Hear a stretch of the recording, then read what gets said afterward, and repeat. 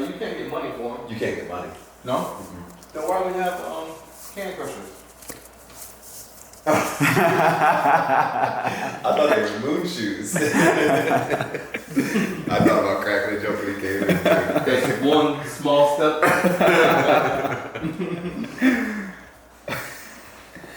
Oh, that's funny. All right, let's get. That's them real big shoes. What'd you say? That's them real big shoes. Mm-hmm. Well, that was the leather pants. I'm sure he has actually. All right, so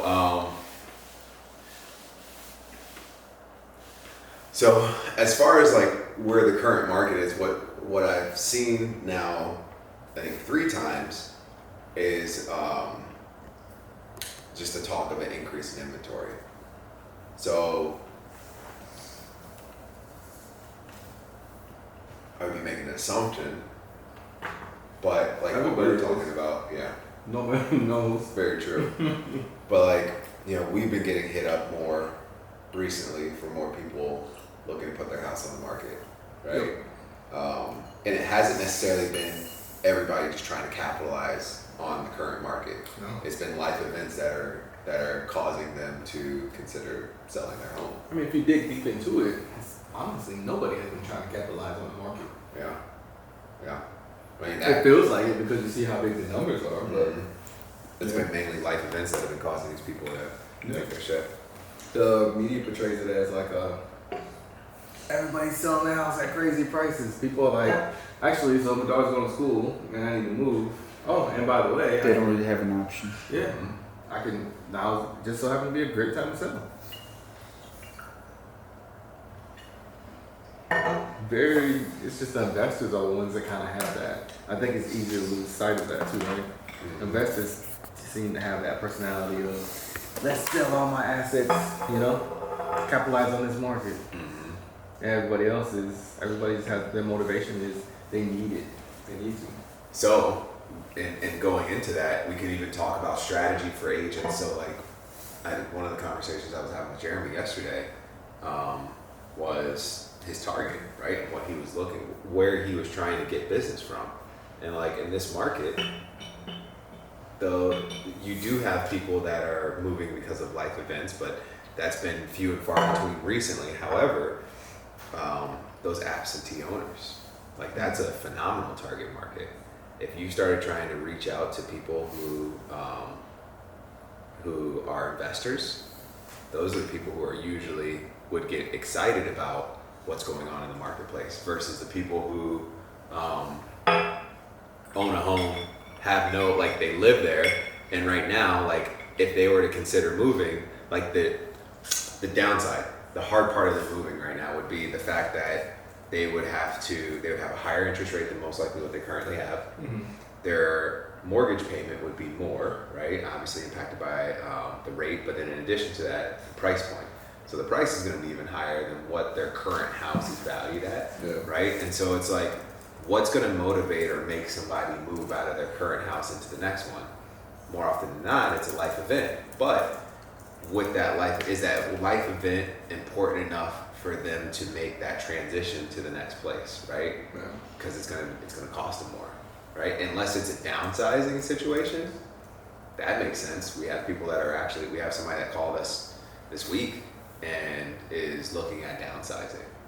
Like the space was more than they wanted to continue to manage, which is interesting because when they were buying, they wanted all this space, you know, and it's converted over to that. You know what's interesting is when you think about the thousands of conversations you have with all the leads that come in, there's not a lot of interested. There's not a lot of people selling and buying within Florida, right? Mm-hmm. It's typically you have downsizing, they do it, and outside of downsizing, they don't belong to any other category, right? They literally are leaving the state, you know, Ohio, Michigan, Wisconsin, Colorado, wherever they're going. You just don't have a lot of selling here and buying here, which kind of takes sellers out of that position of, you know, why sell my home for $650,000, right? Where I have to now go buy my home elsewhere for $850. No, not really, because it depends on where you're going, because those people are rebuying a home in Florida, right? Yeah. So, that definitely changes the dynamics, and or, the downsizing with condos and, 2-2s, and just, it kind of just depends on, what season of life that you're in. With the downsizing, there are tons of options. Kind of depends on where you're downsizing from. Fortunately for us, most people are downsizing from for the Pines property that we had, they were downsizing from a 15,000 square foot home to a 4,000 square foot home. So that's kind of doable, right? Yeah. When you're looking at that, that's easy to find that on the market, as opposed to being like, I have a 3-2 with a pool. I'm just looking for a 2-2 with a pool. And really downsizing, you just moving stuff around. Exactly. Now, if you want to be in a condo or something on the beach, we get you squared away really fast. Yeah. Oh yeah. Are you recording? Yeah. Okay. Should we? I probably shouldn't ask you that then, huh? No, it's good. No, it's okay, because actually, you haven't even started the episode per se. So you can start the episode, and then we can just throw that in. You can cut that in. Yeah. Okay, cool. All right.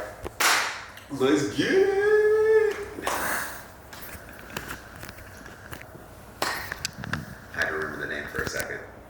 Yeah? Yeah, just to make sure. I'm topped off. Splash of water. Nah, man. I might need it later though. Cool, we ready? Yeah. All right. Welcome you guys to another episode of Real Estate Unscripted. I am your host, Matt Hornet. I've got my business partner, David White, to the side of me, and we're going to hit you guys with another episode of Amazing Facts. So sit back, relax, and enjoy the show. So anyway, today what I wanted to talk about was just in general, like where we're at in the market, right? So we work with a lot of sellers, we work with a lot of buyers in this market as well throughout ourselves and our team. And we really try to analyze and keep a pulse on what's going on in the marketplace. And so that's what I want to talk about today, right? So a couple of things like what we've been seeing, which has been really interesting, and I've seen a lot of news coming out on it recently, is that there are more listings that are coming onto the market right now, which is crazy because when we were talking, we're getting a couple more calls from some of our past clients. They're actually looking to sell their home right now. What we've noticed from that was that it's not necessarily like, I would say maybe 1/3 so far have been people that are saying like, I'm just trying to cash out in this market. But outside of that, it's really been a ton of life events that are driving everything that's going on with these people that are looking to move. Like, I think one person was, they wanted to downsize. Another person has a personal life event that's causing them to make that decision. But other than that, like really, it's been a lot of that. I don't know, what are you seeing on your side? Good point. I would say that if you, not only do we, you made a statement that, we see it in the news or we see that, but we also study the numbers, right? We study the statistics, quarter over quarter, month over month, which gives us, good thumbs on the pulse of where we're going. But more importantly, the media kind of portrays it as, sellers are like, hey, I want to sell my house. I bought it for $73,000 and I just listed it for $1 million. Right. And and that's just completely not true. To your point, people have these different seasons of life they're going through, like college. My kid's going to college, and the one that you and I have talked about, like just over the years, are family. One of the children are going to college, and they're like, yeah, so what we're going to do is buy a home next to their college in college town, right? Just so we can kind of be closer to them. Honestly, that was extremely new to me. Someone who has, college age kids, it was just like, hey, yeah, go as far as you really want to go. It's totally fine, and let me know when you need me. But we've had this specific category of clients who are like, nah, my kid's gonna go to college in Florida, and we're from California, so we're just gonna buy a home in California. And it's not that people are, it's not what the news is portraying with the whole, I want to sell my house more.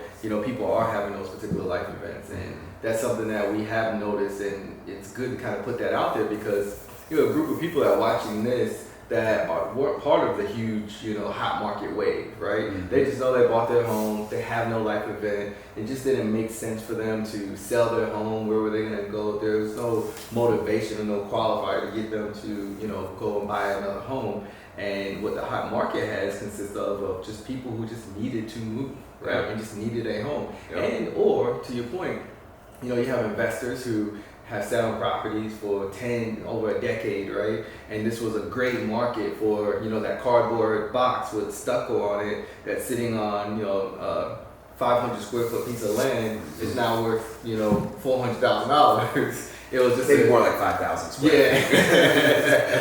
It's just a good opportunity for them to literally, capitalize on their investment. Yeah. Yeah.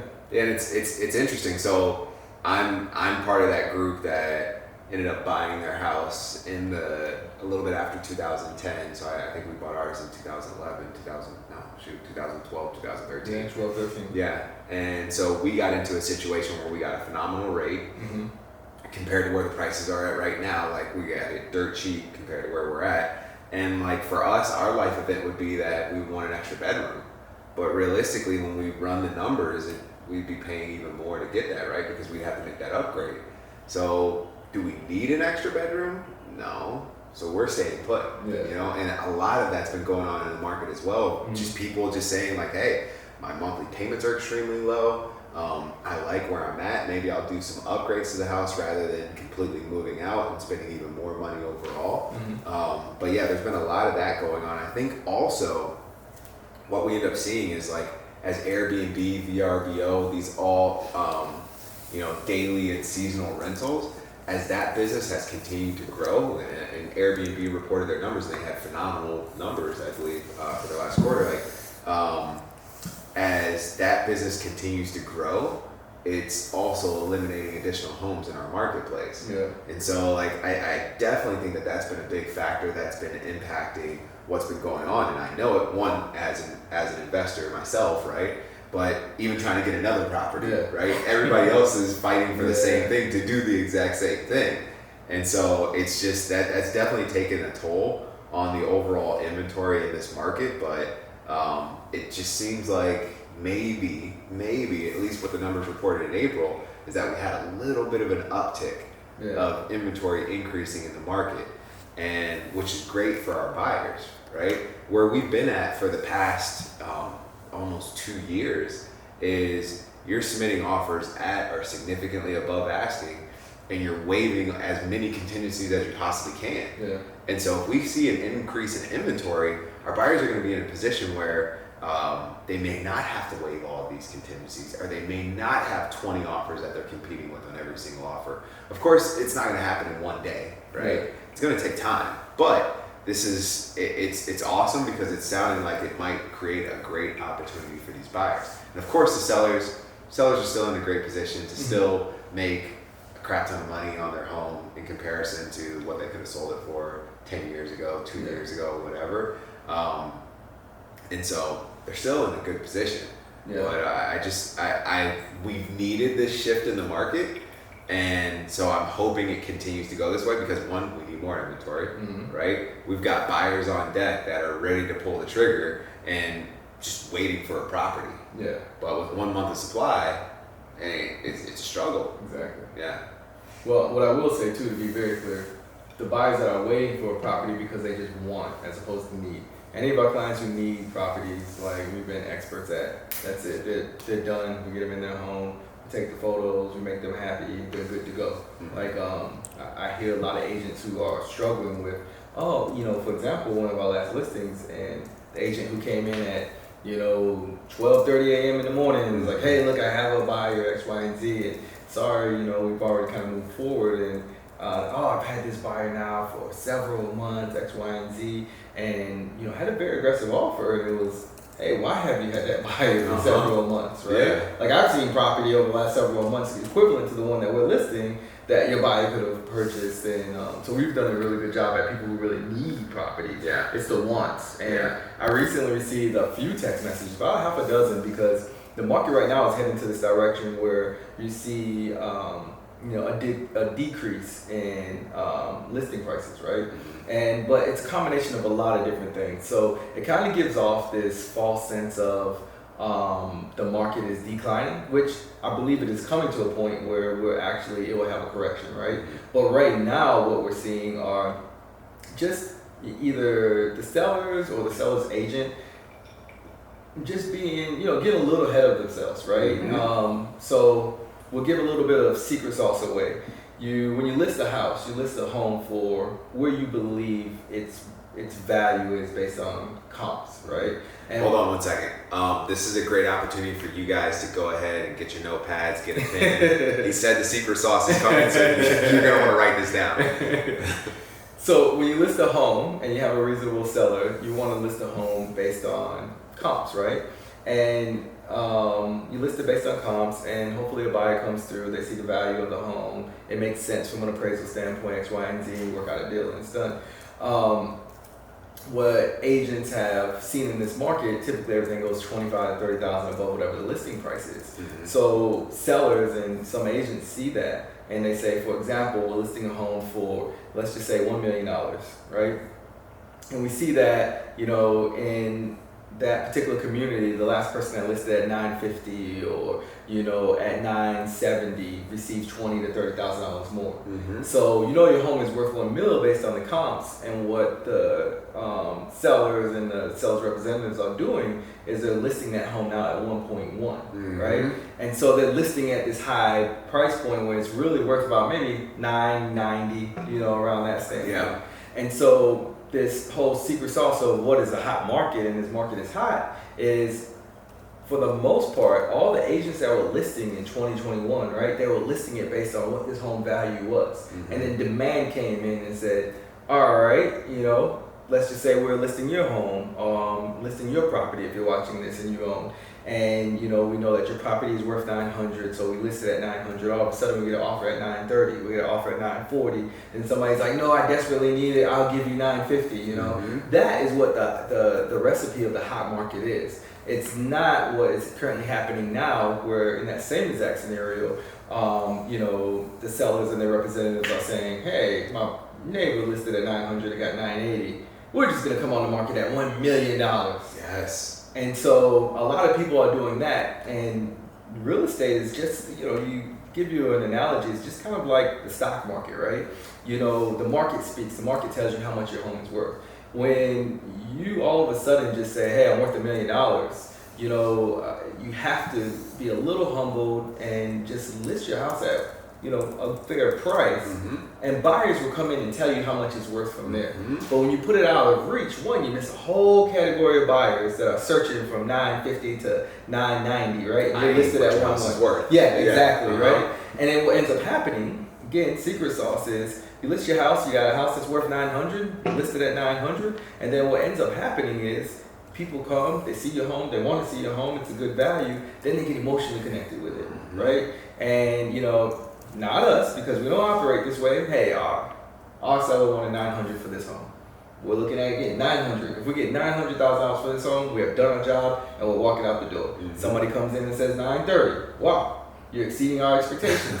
Then somebody else says, hey, look, what, they're going to put an offer in at $929. Well, you want to be our highest offer. Okay, then they submit at $950. And continue to keep that conversation. It's not us saying, hey, if you want this home, give us more, give us more, give us more. It's not the seller saying, hey, give us more, give us more, give us more. It's just that, one, you've listed it fairly, and then people need it, and they start bidding on it themselves. When you start putting it at $1 million and you're $100,000 off, which is what we're currently seeing right now, we have sellers and their representatives looking at the market and saying, oh, your neighborhood is sold that much, so we're going to go above that. And you're not giving people the opportunity to come in, enjoy your home, see the value of it, and make that emotional initial offer. They're not even going to see it because they're not looking up to 100%, right? Like they feel that the value for what they're looking for is at $1 million. Exactly. So you're too far off. 100%. So that's where this market is. You got two things going on. You have that, you see a lot of homes price dropping. But then when you and I look,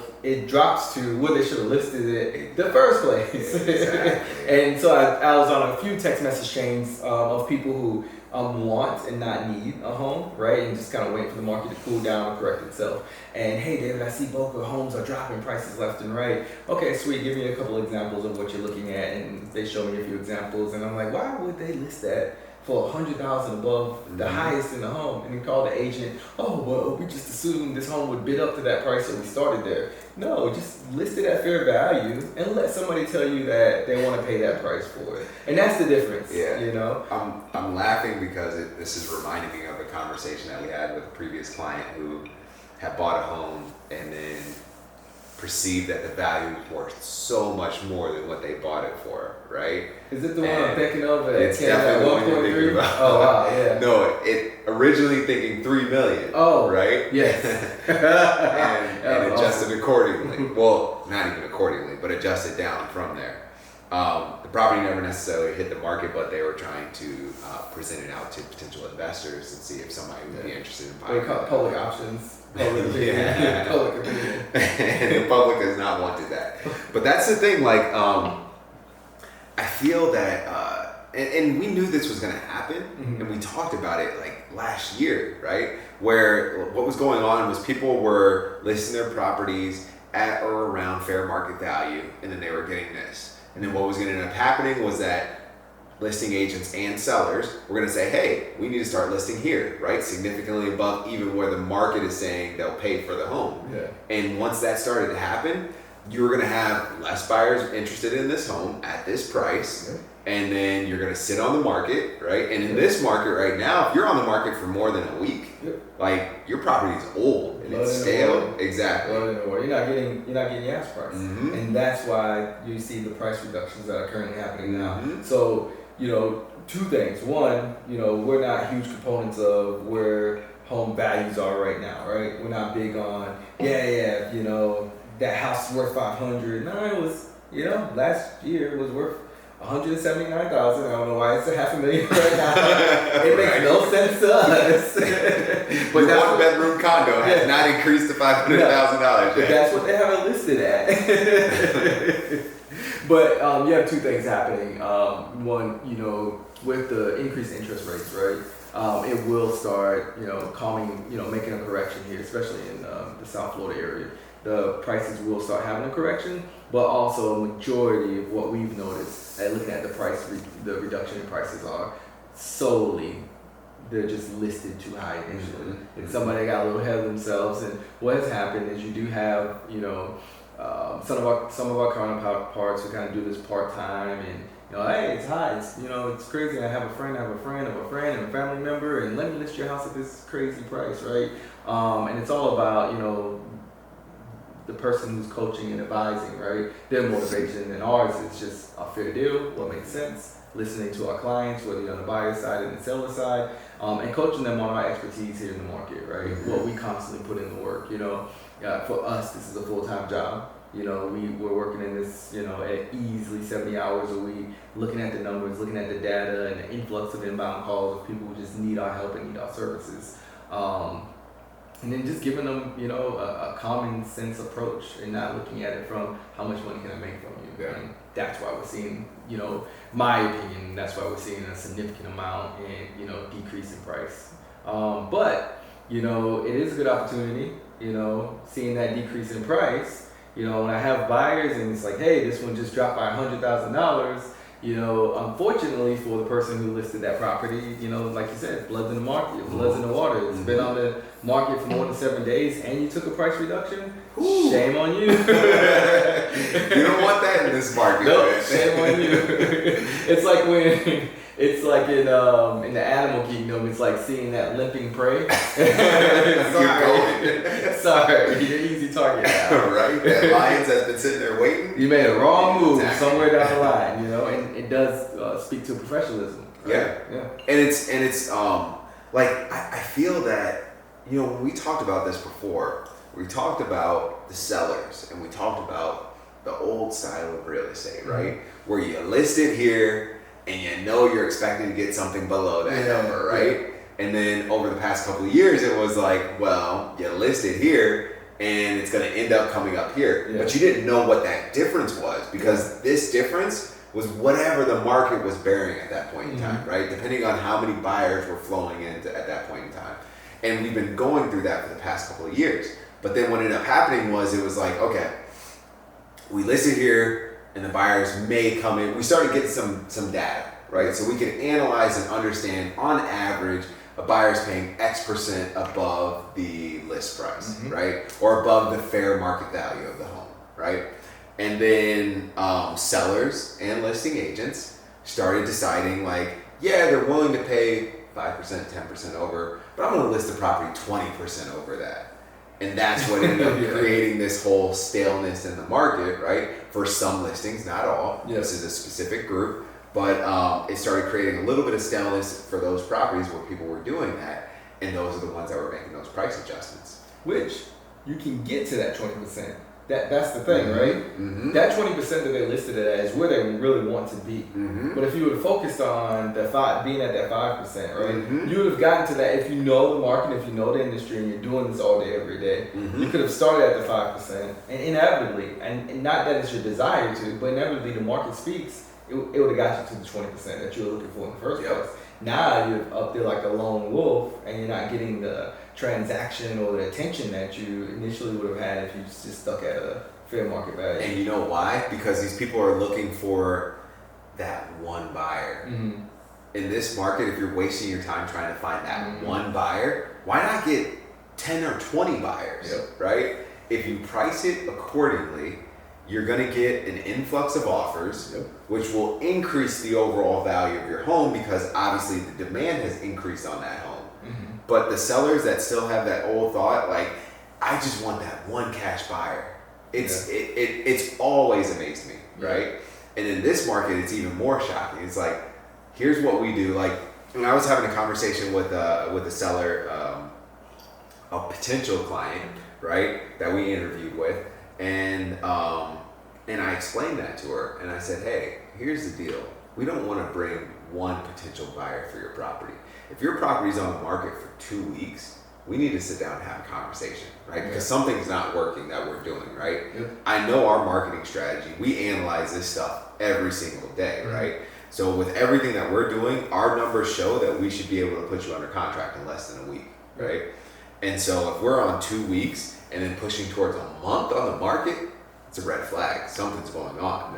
And so what I was explaining to her was that we don't want one buyer for your property. We want this thing to have multiple offers coming in to the point that it turns into an auction, right? And it's like, what I always liken it to, or at least when I tell people about it, it's like eBay, right? When they have the what is it? I haven't been on eBay in a while, so I apologize. But it's like when you're bidding, right? And I've seen this before, where like people were trying to buy a PlayStation, and they ended up buying the PlayStation for more than what they could have just gone to the store to get it for. And it wasn't an inventory shortage at that point in time with this, right? But it was the fact of feeling like you won, you know.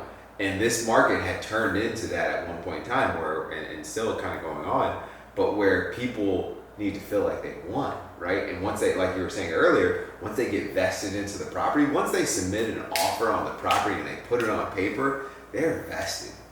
And that's what you're trying to get to as an agent, right? You want to get as many of those vested people so that you can get your seller the maximum value for the home.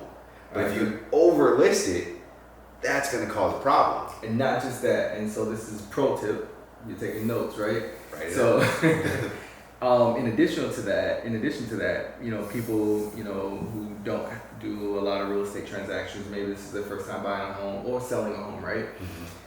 It might sound like we're saying, hey, we want a whole bunch of offers, but what happens when you get a whole bunch of offers and we're representing the seller side, right? Is that, you know, in Florida, we have the 5-bar contract, and you have the different terms that are in the contract. The terms begin to change as well. And what's most important about it is, let's just say we're listing a home at $1 million, right? And, you know, earlier you mentioned people look for that one buyer, and you mentioned, hey, we want several buyers.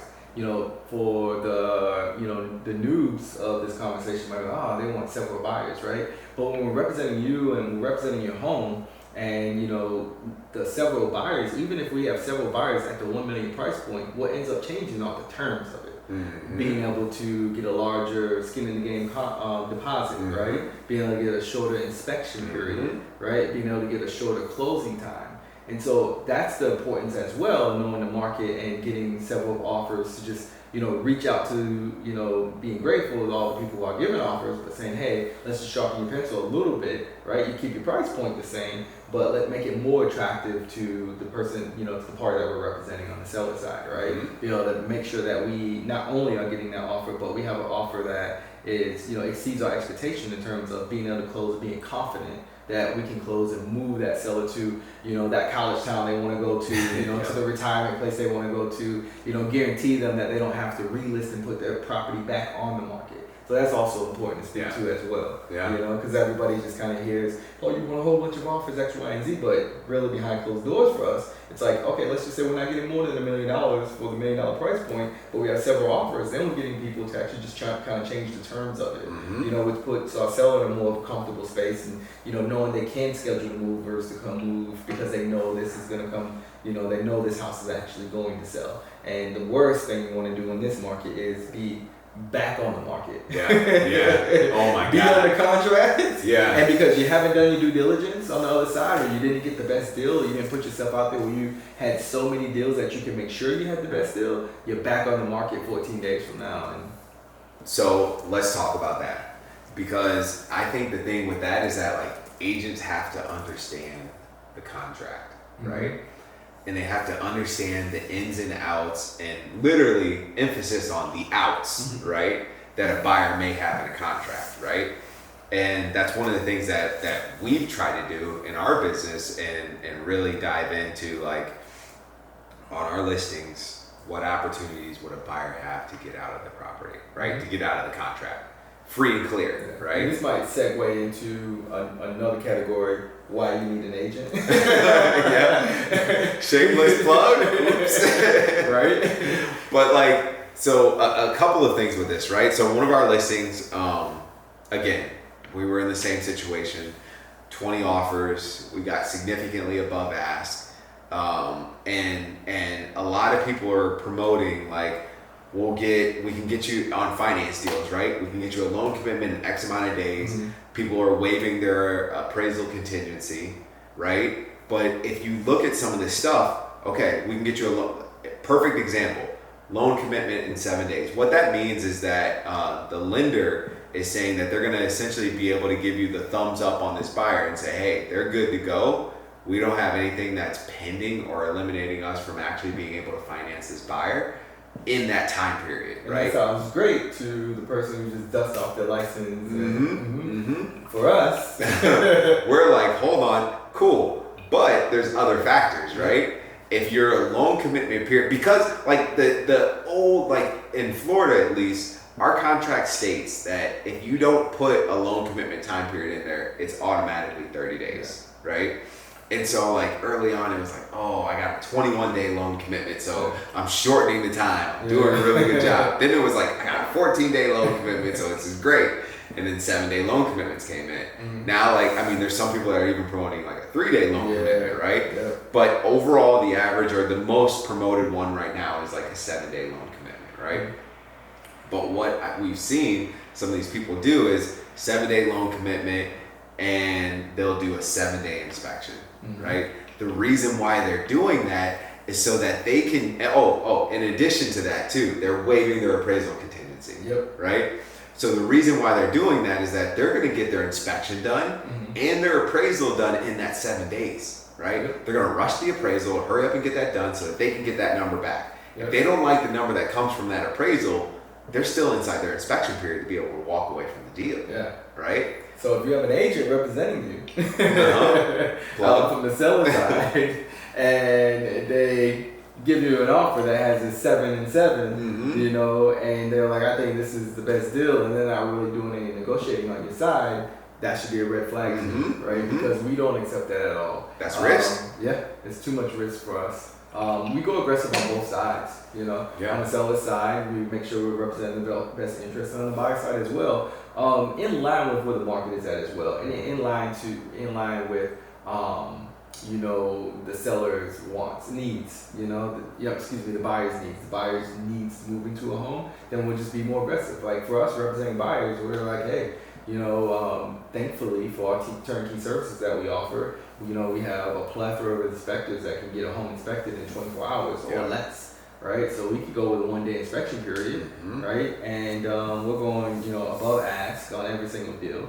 Other than that, it's just, you know, no point of, you know, trying to look for a home in this particular market, unless we find that, you know, that outlier that's out there, somebody representing their own home and they don't know any better, and we get in there and build a relationship and we get that under contract. But you definitely really want to have an experienced agent, not plugging that in, right? If you haven't been following us and listening to our videos, you know, I do this because I love to do it and I love to help people. Yep. And I love to put people in homes, and I love to help people capitalize on their asset and sell their homes as well, right? It's just a very rewarding feeling. Go ahead. And talking about that, like when we went through that huge phase of like contacting all of our network and telling them like, hey, now is the time to refinance your home. We don't get any personal benefit from Nothing from it. But it's literally just trying to help our people out, right? I remember a friend of mine, I'm like, you know I'm not trying to sell you on anything, right? Like, I don't get anything for this. But I know you. You bought that home like 10 years ago. And I remember you telling me about this 5 to 6% interest rate. Look, man, you know, we have a really good solid network that we can, that I won't even be part of the conversation, but just call, you know, call a network and they'll get you refinanced and things of that nature, because, you know, at the end of the day, we're just here to help. You know, real estate is, you know, where our expertise is currently at right now. And whether it's from, you know, the lender side, from the inspection side, from the refinancing, whatever it may be, you know, if you're looking for someone to actually help you and give you that, you know, that quality and that, you know, just very, you know, keeping it 100% with your advice, then, you know, we definitely, I feel like we have the great team, you know, all of our partners, everyone are 100% in line with that particular culture, for sure. Yeah. It's been another secret sauce plug. I might not give you guys the details behind it, but one of the things, I was talking to one of our lenders the other day, and he made a point of saying, man, I know that if you guys send me a lead, I get them approved, we're going under contract in a month. Right? Or less. Right? We might have talked to the same lender in the last couple of weeks.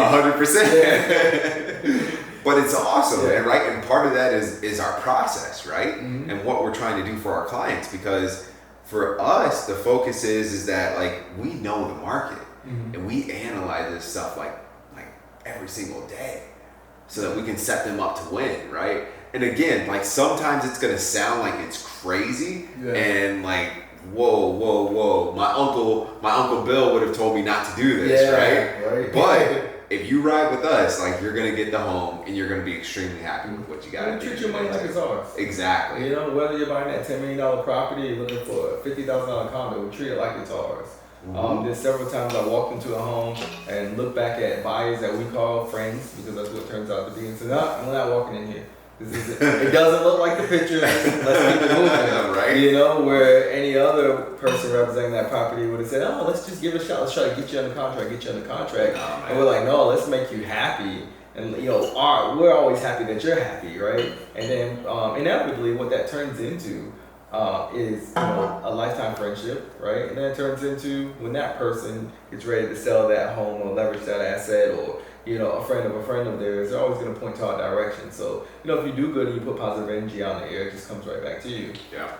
I think we're talking about the same lender. That lender reached out to me, and I'm more the process procedure side of the house, and he was just, that lender was telling me, like, David, you know, man, I had a huge lender of ours, right, who are doing hundreds and hundreds of millions of dollars worth of lending with this year alone.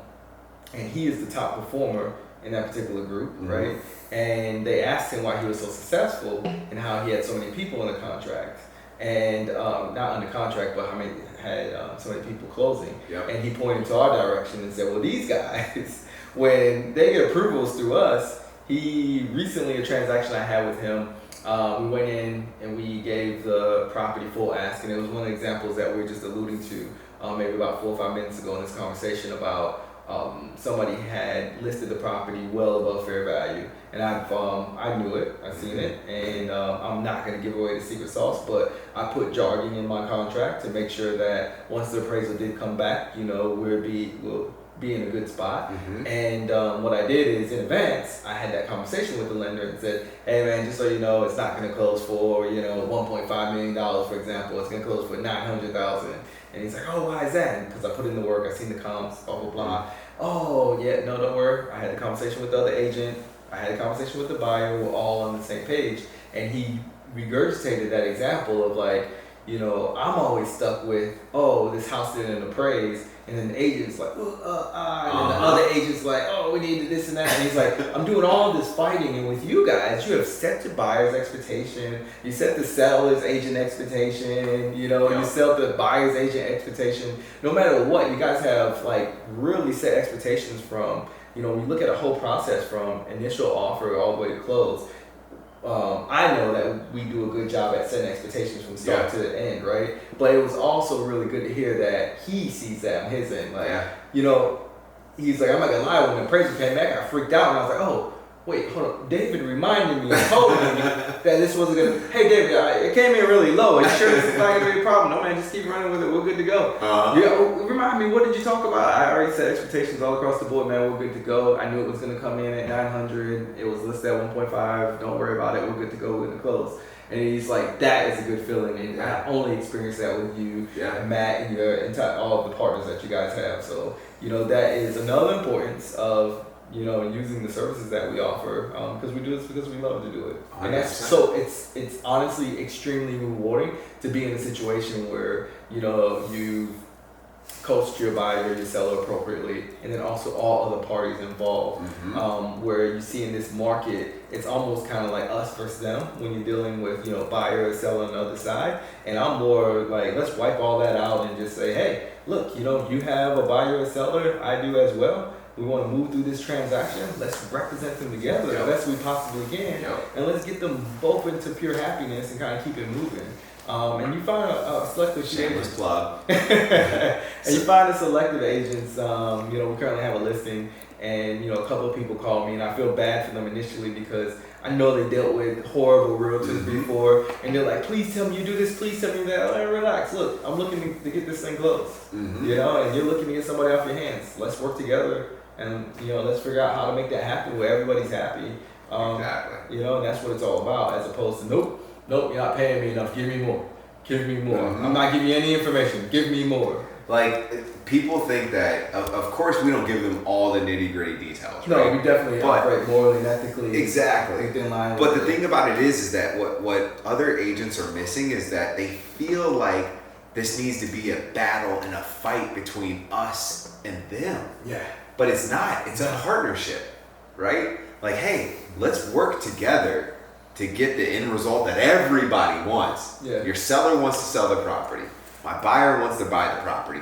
We just got to figure out what the numbers and the terms that make the most sense for the seller and that work with the buyer to get this deal done. Yep. Right?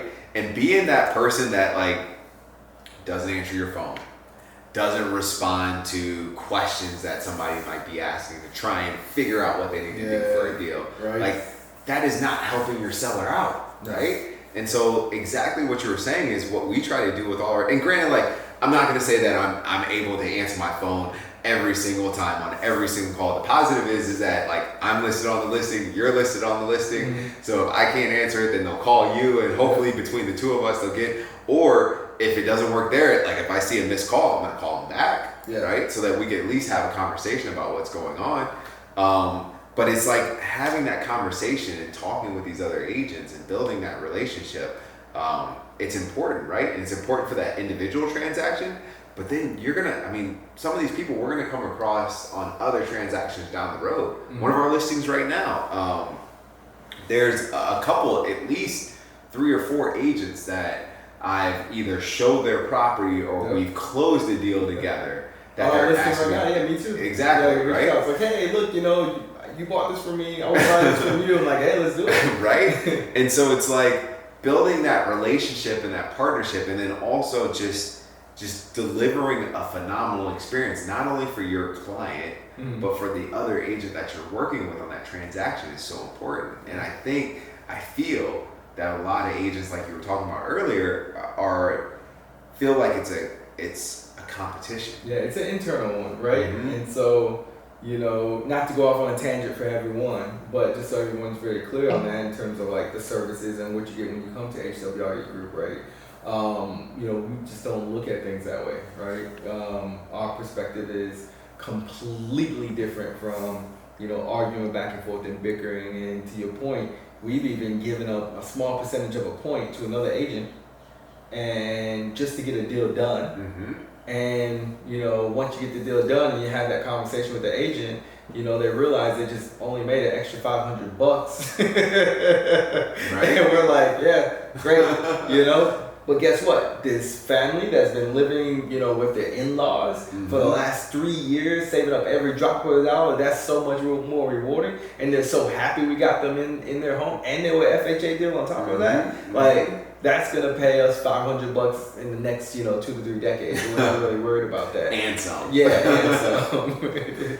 So you actually get people who, you get a team and a group here with us, which I really love that we created that culture from the top. As soon as we partnered and kind of talked about that, I know I was more of a like, hey, here's what we're going to do, but I know you, right? Yeah. But you still got to spell it all out, right? Like we're only going to be nice to people and do this because we love to do it. Yeah. And I think that makes a big difference, and we're professionals at doing it as well. So you can't beat that. And then I don't think there's a client that can't call us a friend. No, not at all. No, not at all. Yeah. Our client appreciation parties are well attended. Yes. Yes. Very well attended. Yes. So I'm looking forward to this year's one. It's gonna be awesome. Yeah, it's the first one, probably, Since COVID. Yeah. Yeah. We'll actually be able to see some of the clients' faces and be like, who are you again? Right. Oh, hold on. Oh, I know you now. We're probably no. We know our clients. It's all good. I'm joking. But yeah, no, it's awesome, and I love that, and I love how the relationships that we get to build with our clients is phenomenal. So to high level the summary of what we're heading into, right now it's spring going into summer. You do have a mixture of both things. Right now you have a mixture of the market is correcting. It just can't stay like this forever, right? Just the way history repeats itself, and the way the local economy works, and with inflation and things of that nature. You do have a correction coming. When that comes, experts are still theorizing it. So HWRE Group right here now are gonna theorize it with you as well. But don't look at a lot of the reductions right now. From our expertise and from us monitoring the numbers, most of the reductions right now are just due to people who are overpricing their homes and not listing at fair value. Just trying to get their home off the top and just not being experienced in this market and kind of jumping in on it. So we still stay true to, if you're on the seller side, giving you a fair market value, assessment of your home. And then also giving you this plan of how we make sure that we can get you what you're looking for your home. And then on the buyer side, just set those expectations. We still have to come in over list if it's listed at fair market value. Exactly. Right? If it's listed at fair market value. And then, we'll use our secret sauce and our proprietary way that we do our contracts. Navigate through, the Florida Far Bar, where we make you look like a superstar when we submit your contract. And outside of just submitting the contract, Matt and I building relationships, most likely. When we're putting an offer, we know the other agent anyways, right? Just due to the volume of business that we're doing. And you're in the right hands. We'll get you squared away. One of the things, so actually I got 2 examples, and then we'll shut it down. No rush on my end. I still got plenty. Me too, and there's very few or very little old-fashioned mix on that one, so nice. This one is strong. But anyway, so 2 examples. One was one of our agents, right? So one of our agents, they have a client that's looking in this specific community, right? And they want to close in this community. They want to buy there. That is where they need to live, right? They've already identified that. So she had been showing the properties in this community, and I told her yesterday, I said, hey, let me go to a showing on this particular property for them, right, on their behalf. They weren't attending it, but the whole focal point was to build that relationship with this other agent and get us into a position that we could win the deal, right? Because part of it, like price and terms and all that stuff is all great, right? Yeah. But again, it's that connection that you can make with the other agent. And part of that connection is professionalism. Exactly. And follow through. Exactly. Yeah. So, so I went, did that, right? Got them into secured, locked in position. Actually even got a call from the agent today about like, hey, where are you guys at? What's going on? We still got some things that we got to work out with the other client, but it's definitely a situation where like, if we submit an offer based on what we were able to do yesterday while we were at the property, it's ours. Keyword, you're representing a buyer in a hot market. You went and built a relationship, and you had a listing agent call you back to ask you where your offer was standing. Right? As opposed to, hey, did you get my offer? Can you please tell me what you see? And all because of that face-to-face meeting with them, right? Building a relationship with them, making them feel like, man, if we work with HWRE Group, we know that this deal is going to close and we know it's going to be smooth. That's most important when picking somebody to represent you on either side of the house. Really, really important. And another example, last one, was another client that we had showed a property to. We submitted an offer this morning. The agent called me back, right? And said, Matt, I love your offer. Like, let's go, right? And that was awesome. They have multiple offers on the table right now, right? What we did differently, again, connect with the agent. We built a rapport. She's calling me back. Obviously, she already has my phone number. Why does she have my phone number? Because we've had multiple conversations already, right? The property's been on the market for a day and we've already had 3 conversations, right? And so why are we doing this? To help our client win the deal at the end of the day. And it's like the little things like that that position our clients to be in the best position to get what they want, right? And so like the end of that, the last conversation I had with her was, hey, you know, we're intending to make accept an offer within the next couple of days. We might wait until the end of the weekend to review everything. And then the next call I get is like, Matt, we love your offer. Like, I'm going to present this tonight and we should be under contract before the end of the day. Right? Exceeding all expectations with what was originally on the table, right? And a lot of that is, again, building a relationship and then knowing what we need to do to help our clients win the deal. We essentially did, on that property, we did our own inspection before, like, we actually had an inspector come in, right? And so, like, we're testing everything throughout the house. And so, like, our clients can submit an offer understanding everything that we could possibly touch in the house, right? And so, like, those are the little things that are helping people win a deal and move forward in this process. And so, like, it's... And for those of you who are paying attention and listening, just to be very clear, you might see my body language and emotions. I'm unfazed by this because it's just what we do. If you're listening to the audio, then you don't see it. But okay. This is my first time. This is my first time hearing about this. To be very clear. And other teams are celebrating and doing high fives. But as soon as Matt says, "Hey, look, you know, I have buyers I'm going to represent. We're going to submit an offer," my level of confidence is like, sweet. That's just what he does. That's what we do. That's just what we do. It's easy. You know, we don't have buyers on the market for long periods of time. We don't have sellers getting under ads. You know, this is what we do. And I think it's a testament to our culture and the value add that we bring to this particular market. And our professionalism. You know, coming from a corporate environment, a work ethic.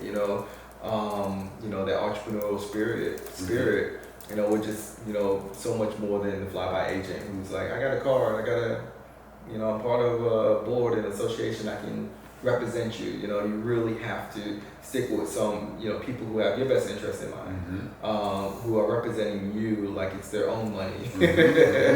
I just don't care. I will literally be like, I personally get offended when agents like, you don't know, we're not going $1,000 more. Then I call my buyer like, yeah, we'll do $3,000 more. It's the principle, Right? They're being unreasonable. Lions like, calm down, David. Like, we got an extra 2,000. Hold on, I'm not taking any more of your money. Yeah, man, but that's the thing. Like, and it really helps at the end of the day. Yeah. And so, it's all about helping our clients win. Yep. Right? And I think that's what we do really well. I think that's what we do really well. You're right. Cheers to that. Cheers to that. Oh, yeah. All right, you guys. So we're going to go ahead and wrap it up on that one. Another amazing episode of Real Estate Unscripted with the HWRE group. And we thank you guys for listening and or watching, right? We're not going to forget the people that watch it as well. But thank you guys so much, and we'll hit you with another episode next week. See ya. Are you transcribing everything we're doing? Yeah. Yeah. No, you're lying. He's taking notes on some of the highlights that we can use for Instagram. Hey, he's over there like, man, I'm gonna use these guys for my next property. Hey, I already worked on him. You know what happened? If we hear you go anywhere else, He just got hit with a price increase on his rental. Yeah, and you know this market is insane. So I'm like, dude, you could buy in bulk for that. Wow. Like, That is true. yeah, man. You could literally buy the listing that we were just selling. oh, she ain't messing up none of this. No password changes. Yeah, that wouldn't be a bad idea. Yeah. That will I have to scrub her phone and see. Yeah, a new That phone. would not be a bad idea. I literally have 34 password changes. Constantly keep it updated. You got the roll, you gotta pick up your time, David. Yeah, I checked my watch and I was like, ooh. What time do you have to actually be there? They haven't got on yet. 138, we might see that. We'll see if we can go to. Yeah.